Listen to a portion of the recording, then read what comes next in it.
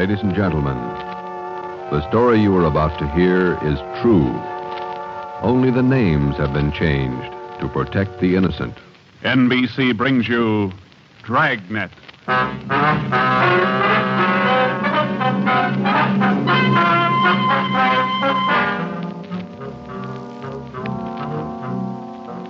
You're a detective sergeant.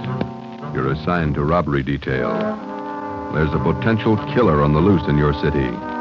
18 women have been beaten and robbed by this man. The newspapers call him the Werewolf. Your job is to get him. Dragnet, the documented drama of an actual crime, investigated and solved by the men who unrelentingly stand watch on the security of your home, your family, and your life. For the next 30 minutes, in cooperation with the Los Angeles Police Department, you will travel step by step on the side of the law through an actual case, from beginning to end, from crime to punishment. Dragnet is the story of your police force in action. It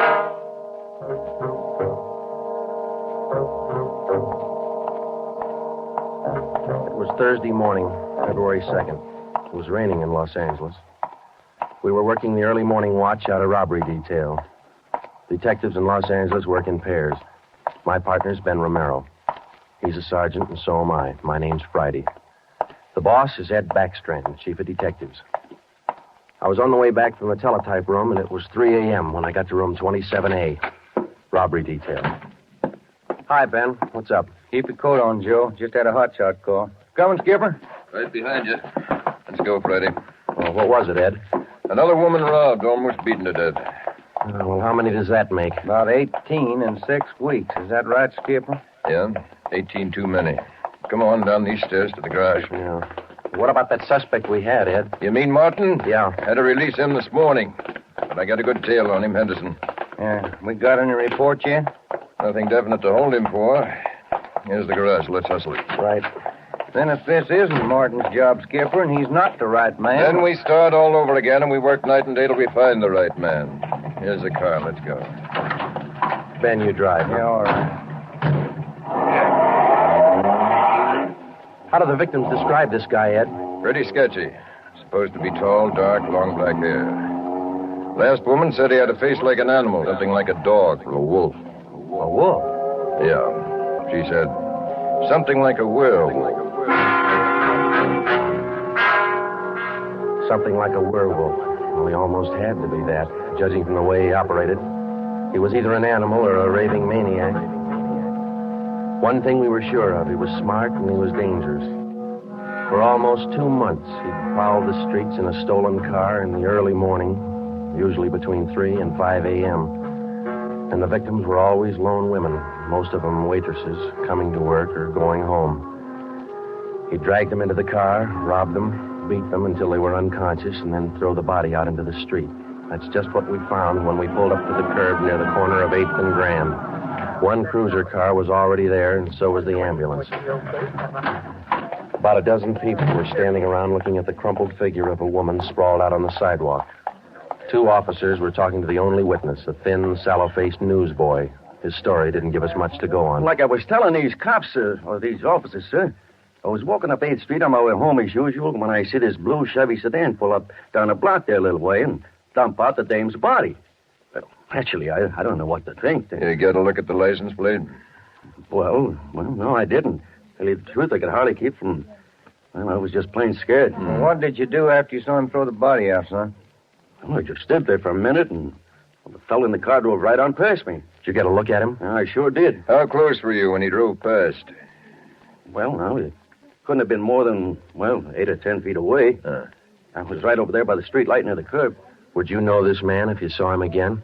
I don't know about his height or his build or his weight, but, mister, his face I'll never forget. Why do you say that? It was just like the paper says about him. Right here on the front page. Here, read it. See? Woman says attacker looked like werewolf. That's all the newsboy could tell us. The suspect drove a blue sedan. He had a face like a werewolf. We covered the neighborhood for clues, and we questioned a dozen people, but we got nowhere. We took the witness's name and address, and we drove down a couple of blocks to an all-night gas station. 14-hour off the Metropolitan. I'm going in here and call the office and see if Henderson's called in on Martin. We might still have a suspect. Right, Skipper. 13-hour off the Metropolitan. Looks as mad as a wet hornet, doesn't it, Joe? Yeah. Did you get a good look at that woman's face when they moved her in the ambulance? Yeah. Sure does like to mess him up. Oh, I don't know how we're going to get him, Ben, but we better do it fast. Next time, it'll probably be murder. Oh, here comes the skipper, Joe. Uh-oh. Doesn't look good. What is it, Ed? Just talked to Henderson. He tailed Martin to a bar in Long Beach. He hasn't been out of his sight for 2 minutes since yesterday. Martin's clear. And we're right back where we started. Yeah, with one more half-dead woman in the hospital. Well, how about that stolen car, Skip? Wait a minute. Get that radio up. Attack. Okay. Code 3. Ambulance dispatched. Code? Attention, all units. On Grand Avenue between Venice and Washington. A woman, victim of robbery and attack. Code 3. Ambulance to task. Code 3, red light and siren. Come on, Friday, let's roll.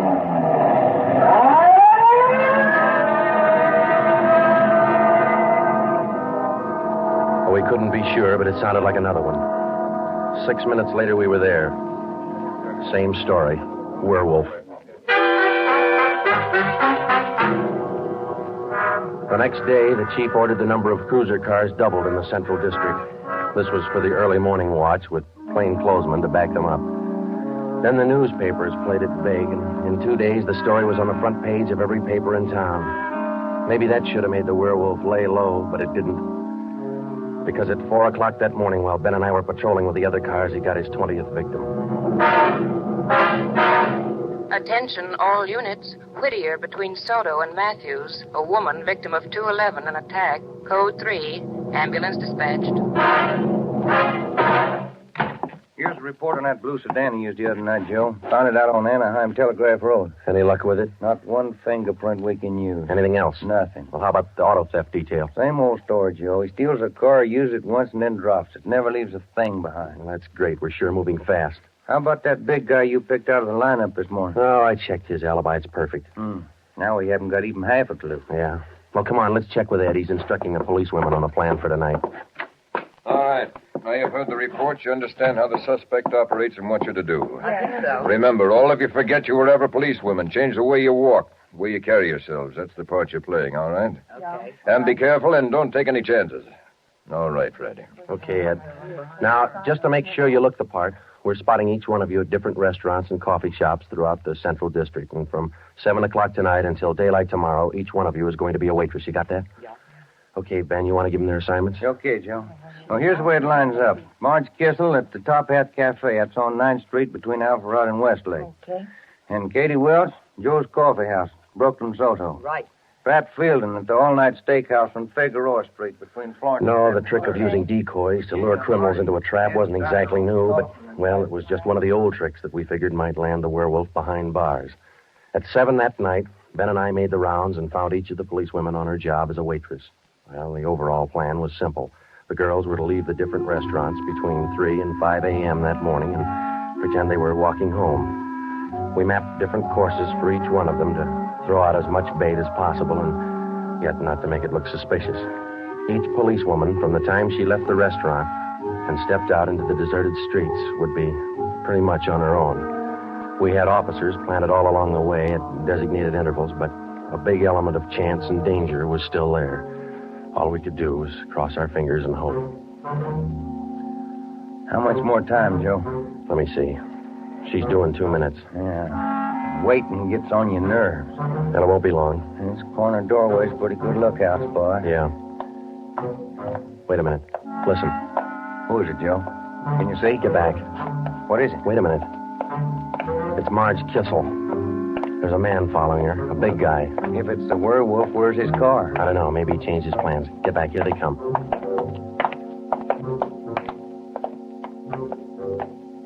You get a look at him, Joe? Oh, pretty good. Not too suspicious. Might be coincidence. Well, I got a pretty good lead. Come on, let's go. Stay back in the shadows.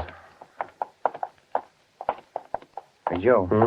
So where'd the guy go to? I lost him. The little coffee shop up in the next corner, see? Take a look. Oh, yeah. He's opening the door. He's turning on the lights. Yeah. Looks like a false alarm, Joe. Well, let's check him anyway.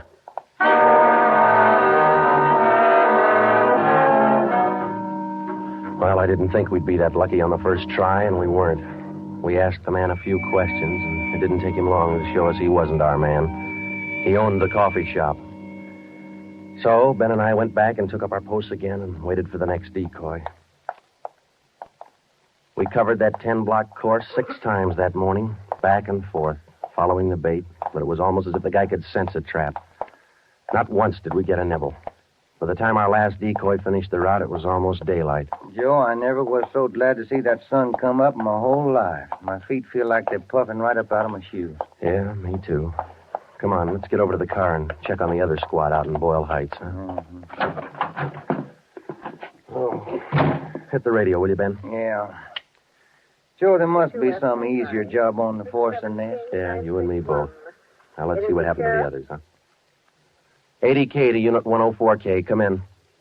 104K to Unit 80K. Go ahead. 104K, this is Friday. You do any good out there? This is Miller. I'll call Curtis. Stand by. 80K to 104K, Roger. What do you think, Joe? Maybe a bite? I don't know. Oh, this guy seems to work like a mind reader.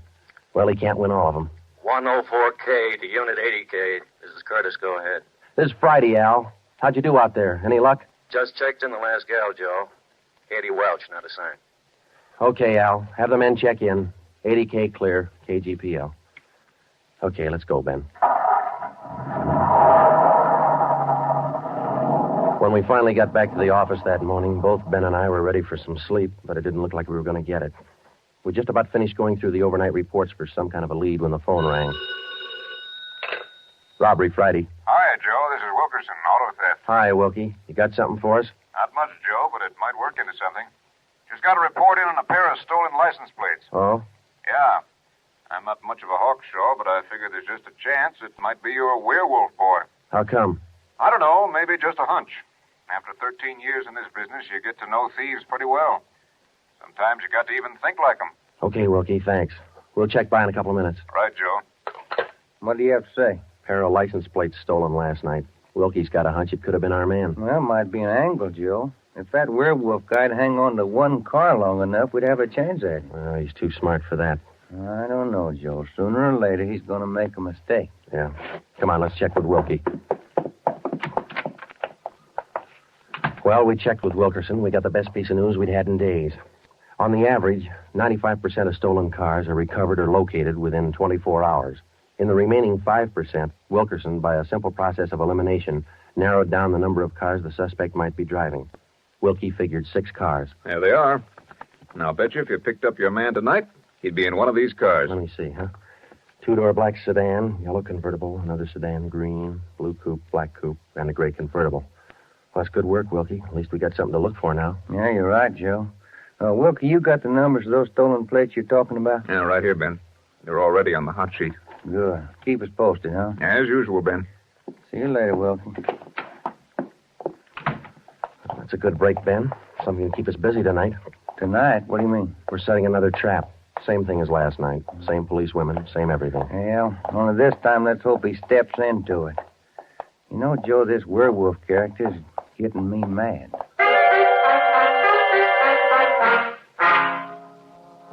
That night, we followed in our own footsteps. We planted the policewomen decoys in 3 separate districts, and a few minutes before 3 a.m., our squad of men took up their positions.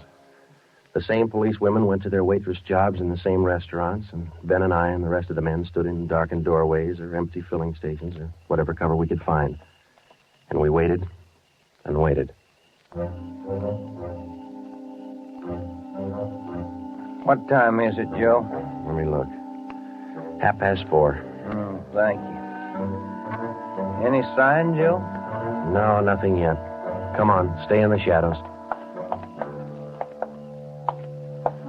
That's the way it went all through the early morning. The same plan over and over again until daylight. Ben and I'd check in at the station, go over the late stolen car reports with Wilkie, catch a few hours sleep at home, and then come back and do it all over again.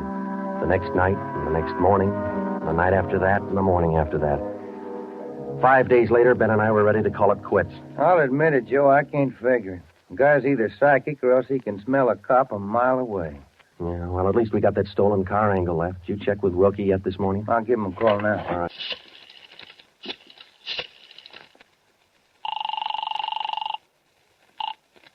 Auto theft, Wilkerson. This is Ben, Wilkie. You got anything for us this morning? Yeah, just going to call you. You fellas ought to let me solve your cases for you. Why? What'd you get? The boys picked up 3 of those 6 stolen cars since late yesterday. Great. Now, what does that leave us with? Well, here are the 3 still missing. Yeah. 4 X-ray 763. Yeah? 5-6 Young 342. Uh-huh. 6-1 Robert 385. Yeah. Got those? Yeah, thank you, Wilkie. Check you later. Good news? Remember those 6 missing cars? Yeah. Wilkie says the boys found 3 of them since late yesterday. Here's what's still out. The blue coupe, the yellow convertible, and the gray convertible. Yeah. Well, this feels like the right track for a change, Ben. Righty. Romero, got a minute? Sure thing, Skipper. Come on, Joe. What do you got, Ed? Woman out in Hollywood just called in with this. She said she walked down to the corner from her house last night to mail a letter. On the way back, a guy pulled up in the car and tried to drag her inside. Any description? Big, heavy-set, dark, same thing. Well, how'd you get away from him, Skipper? She said she started running as soon as he made a motion toward her. And he saw her run up the steps of her house. He jumped back in the car and took off. Well, how come she didn't call in before this? She hasn't got a phone. She's afraid to leave the house again until this morning. Sounds good, Chief. You got her address there? Here you are. Mrs. Tom Burdick, 1237 Wilcox, apartment 10. Come on, Ben. This might be what we're looking for. Who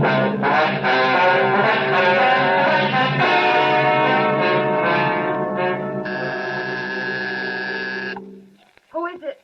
Who's there? Sergeant Friday, ma'am. Police. Oh, just a moment.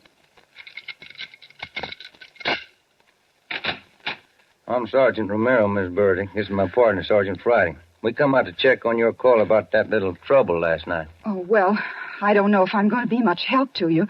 I was so frightened about all I could do was just run. Well, could you add anything to the man's description, Miss Burdick? I mean, other than what you told the chief on the phone?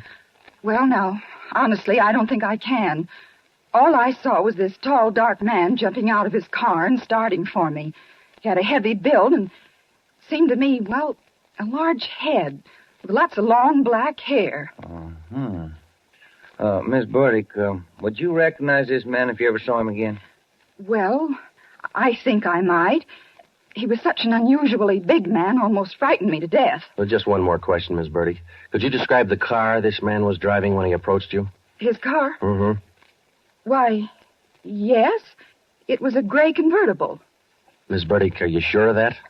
Yes, I'm sure of it. A gray convertible. Thank you, Miss Burdick. That's all we wanted to know.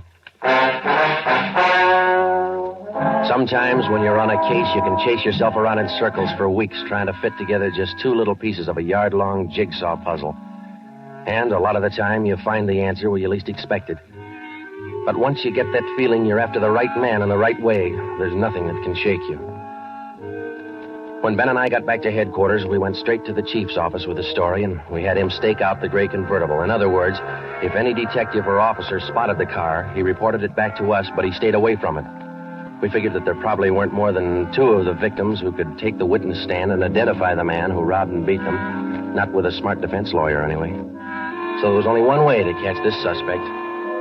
Red-handed. Here they are, Joe. Both sets of license numbers for that gray convertible. Here are the original, and here are the numbers on the stolen plates. Good. Everybody got a hot sheet? From the chief all the way down to the janitor. Fine. Now let's get together with Ed, huh? Hot shot, Joe. Grab it. I got it. On the corner of California and Oakwood, a woman badly beaten. On the corner of California and Oakwood, a woman badly... Come on, Ben, another one. But, Joe, it's broad daylight. Yeah, doesn't figure, does it? Come on.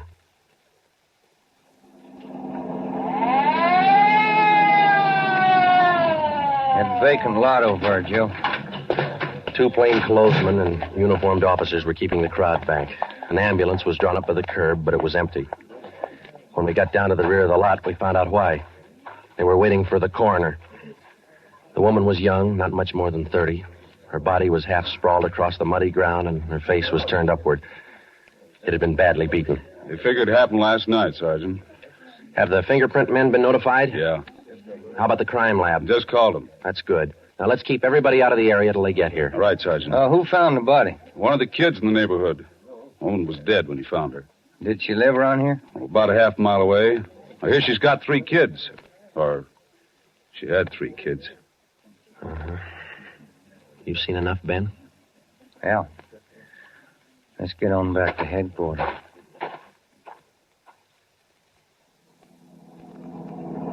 All the way back to headquarters, Ben and I planned our next move. And by the time we got to Ed Backstrand's office, we knew exactly what had to be done.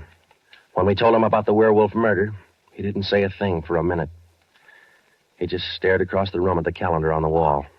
Then he brought his hand down hard against the desk. Friday, Romero, I'm only going to say this once, so get it straight. That guy's pulled his last job in this city. He's through robbing and beating women, and he's through with murder. I've given you time to track him down, and now I want him in. No stalls and no excuses. I want him. I don't care how many men you use, and I don't care how you get him, but get him. That's all. Ben and I worked all that afternoon, right through dinner, up until 8 o'clock. By that time, the overall plan was down on paper and already in action. It was one of the biggest things we'd ever tackled, and, well, we didn't know if it was going to work. We only knew it had to work. We had a squad of 65 cars to stretch out over 40 square miles of the city in one big dragnet. The blockade itself would be stationary most of the time, and working inside it would be 2 cars, 14 policewomen as decoys, with 2 plainclothesmen assigned to watch each policewoman. If and when the Werewolf was sighted in the gray convertible, we'd automatically take over the police radio for the whole city, and Backstrand would direct the chase from headquarters. A little after 8, we had coffee and hamburgers, and we went to Ben's for a few hours. Ben tucked his kid in bed as usual, and then he laid down for a nap. I talked to his wife until I dozed off in the chair. At 11:30, she woke us up. I combed my hair, put on my coat. Cops' wives are like everybody else's. They worry. When we met Ed at headquarters, we did some last-minute checking on details with Backstrand for about a half an hour, and then we were all ready to go. By 5 minutes past 2, half the Dragnet crew pulled out of the police garage and scattered over the city to their places. By 2:35, the other half pulled out, and a few minutes later, Ben and I followed. At 3 minutes to 3 that morning, Backstrand took over communications and checked every car in the operation. Stand by. 617. It was a good start. Every man in his right place by the right time. The trap was set. All we needed now was to find our suspect, the Werewolf, inside. Control 4 to Unit 80K. Control 4 to Unit 80K. 80K to Control 4. Go ahead. This is Backstrand, standing by. 80K, roger. Clear. KGPL. Okay, Ben. Now let's go find him. I got a hunch, Joe. Let's try the Wilshire district first. Sounds all right to me. Let's go.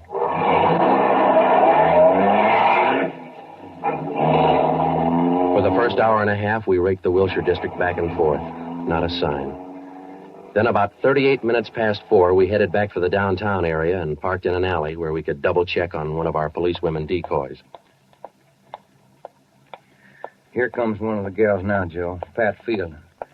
Bet her feet are almost as tarred as mine. Yeah. You see anything else, Ben? Nothing. Quiet as a church. No, wait a minute. Car just turned the corner. Heading up in the same direction she is. Joe. Joe, it's slowing down. Wait a minute. It's pulling up beside her. It's a gray convertible. It's him, Joe. Come on. Ben, get out. He sees us. He's got a gun. You all right, Ben? Yeah, look at that guy take off. 80K to Control 4. 80K to Control 4. Unit 80K, go ahead. We've spotted the suspect. He's driving a gray Ford convertible, license 61 Robert 385. Suspect's headed east on Olympic from Alameda, driving without lights. Suspect is armed. He had a fast car and he knew how to drive it. We almost lost him twice. 2 minutes after we sighted him, Backstrand took over full radio control. Control 4 to Unit 80K. Your location? 80K to Control 4. We're traveling at a high rate of speed, headed east on Olympic, crossing Soto Street. Control 4 to all units. Stand by. Units 11A, 12, and 13R close in on the intersections at Olympic and Lorena. Units 41, 42, 45, and 104K move in on the next 4 crossings east of that. To the north and south, units 105K, 14A, 17R, 43T. Block all main arteries.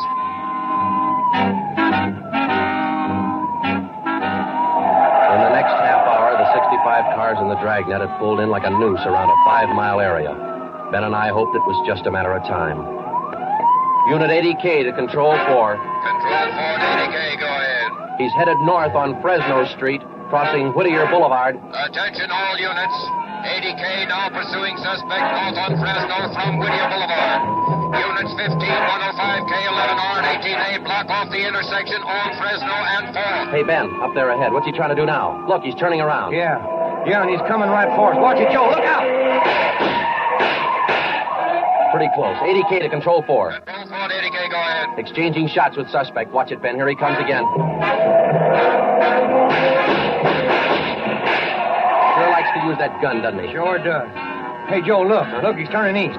He's running for Hollenbeck Park. Yeah, 80K to Control 4. Control 4, go ahead. Suspect just drove up over curb and into Hollenbeck Park. Control 4 to all units. Control 4 to all units. Converge on Hollenbeck Park. Suspect is in the park. He's armed. Use caution. Code 3.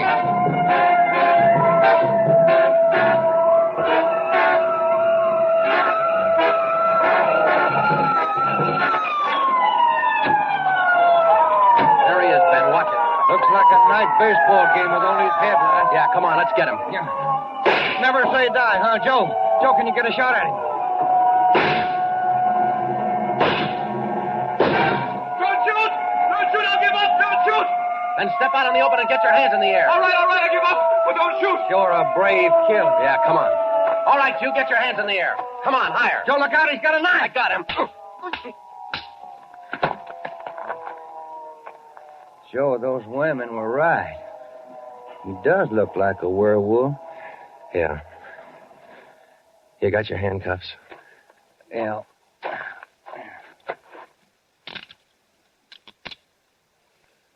Okay. Got a cigarette? I've been out for an hour. Little place across the street. Maybe we can get some there. Okay. There's the crew from the 41R. Hey, fellas, take him into robbery, will you? Okay, Friday. I think there's a vending machine in there. Uh-huh.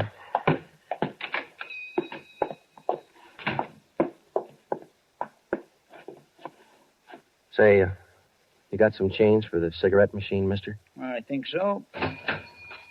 Say, who was that guy all them cops were after over in the park a little while ago? I picked up the werewolf. Been reading the papers? Yeah. You fellas cops? Yeah. Sure made it easy for you, didn't he? All you cops had to do was surround the little fella in the park. Nothing to it, huh? Yeah, that's right, mister. Nothing to it.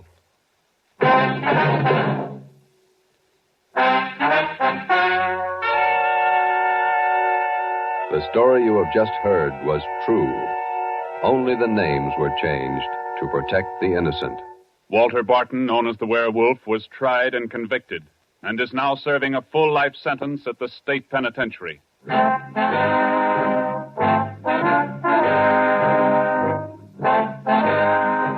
This has been Dragnet, the third in a new series of authentic cases from official files. Technical advice for Dragnet comes from the office of C.B. Horrell, Chief of Police, Los Angeles Police Department. Tonight's program is dedicated to Sergeant Mario Victor Dairo of the Los Angeles Police Department, who, on the morning of January 1st, 1943, gave his life so that yours might be more secure.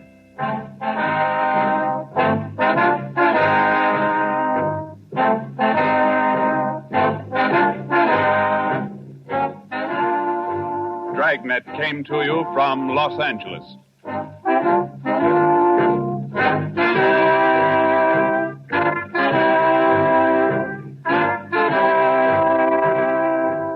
This is NBC, the national broadcasting company.